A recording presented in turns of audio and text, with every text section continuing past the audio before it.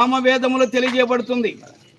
కాబట్టి మనిషి యొక్క సర్వపాప పరిహరించబడాలంటే రక్త తర్పణం జరగాలి.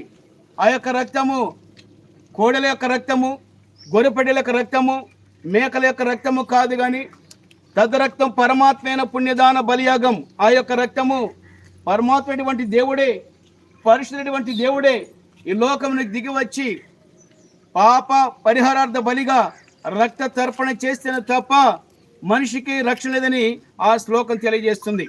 బైబిల్లో తెలియజేస్తుంది, యేసుక్రీస్తు ప్రభు యొక్క రక్తము మన శుద్ధి చేస్తుందని, మన పాపములకు పరిహారం తెలియజేస్తుందని. యేసుక్రీస్తు ప్రభు యొక్క అమూల్యమైనటువంటి రక్తము చేత మీరు విమోచించబడ్డాడని, కోడెల యొక్క గొర్రెపిల్లల యొక్క రక్తము చేత విమోచించబడలేదు, అమూల్యమైన క్రీస్తు రక్తం విమోచించబడ్డారని పేతురు పత్రికలో రాయబడుతుంది.